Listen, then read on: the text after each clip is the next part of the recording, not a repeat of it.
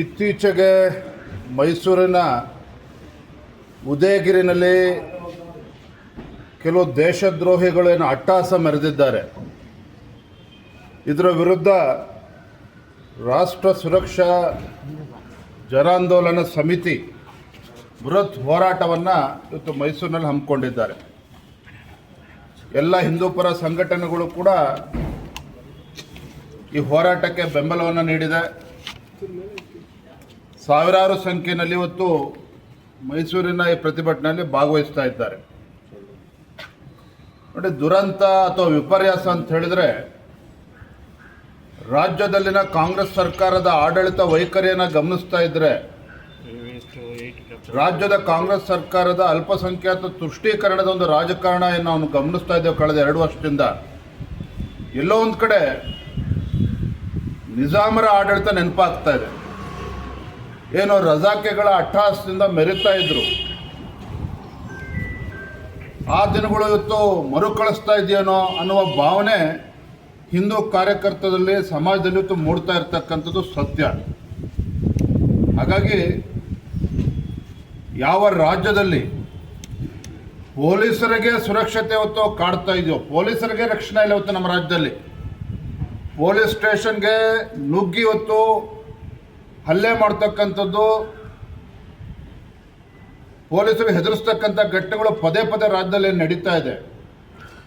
ರಾಜ್ಯ ಸರ್ಕಾರ ಕೈ ಕಟ್ಕೊಂಡು ಕೂತಿರ್ತಕ್ಕಂಥದ್ದು ಒಂದು ಕಡೆ, ಮತ್ತೊಂದು ಕಡೆ ಸ್ವತಃ ಗೃಹ ಸಚಿವರು ಹೇಳ್ತಾರೆ, ಅಸಹಾಯಕರಾಗಿ ಹೇಳ್ತಾರೆ, ರಾಜೀನಾಮೆ ಕೊಡಬೇಕಾಗ್ತದೆ ಅನ್ನೋ ಮಾತನ್ನು ಕೂಡ ಅವರು ಆಡಿದ್ದಾರೆ.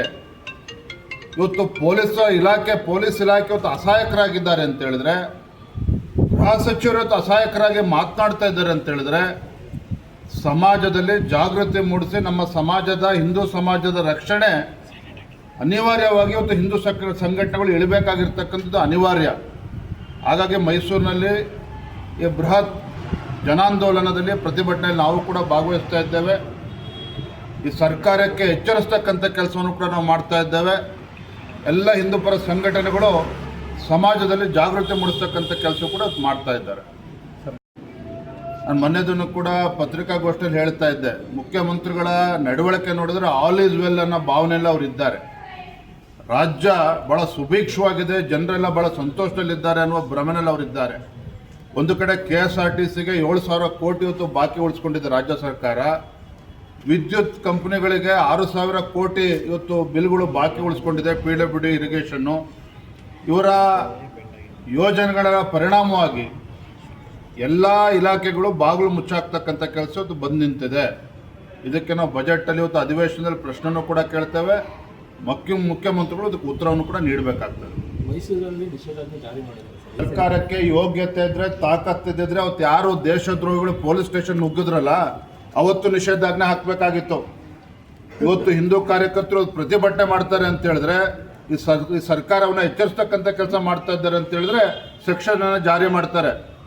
ಯಾಕೆ ಅವತ್ತು ಆ ದೇಶದ್ರೋಹಗಳು ನುಗ್ಗಿದಾಗ ಏನು ಸತ್ತೋಗಿತ್ತ ನಿಮ್ಮ ಡಿಪಾರ್ಟ್ಮೆಂಟು? ಮಂತ್ರಿಗಳು ಏನಾಗಿದ್ರು? ಹಾಗಾದರೆ ಈ ಹುಡುಗಾಟಿಕೆನ ಬಿಟ್ಟು ತಾವು ಮಾಡೋದೆಲ್ಲ ಸರಿ ಅನ್ನುವ ಭ್ರಮೆನಲ್ಲಿ ಇವತ್ತೇನು ಸರ್ಕಾರ, ರಾಜ್ಯ ಸರ್ಕಾರ ನಡ್ಕೊಳ್ತಾ ಇದ್ದಾರೆ. ಇದು ಖಂಡಿತ ಸರಿಯಲ್ಲ. ಇದು ಎಚ್ಚರಿಸ್ತಕ್ಕಂಥ ಕೆಲಸ ಇವತ್ತು ಎಲ್ಲ ಸಂಘಟನೆಗಳು ಮಾಡ್ತಾ ಇದೆ, ಹಿಂದೂಪರ ಸಂಘಟನೆಗಳು ಮಾಡ್ತಾ ಇದ್ದಾರೆ. ಮೈಸೂರಿನಲ್ಲಿ 144 ಸೆಕ್ಷನ್ ಅಲ್ಲ, ಯಾವುದೇ ಸೆಕ್ಷನ್ ಹಾಕಿದ್ರೂ ಕೂಡ ಈ ಹೋರಾಟವನ್ನು ತಡೆಯೋದಕ್ಕೆ ಸಾಧ್ಯ ಇಲ್ಲ.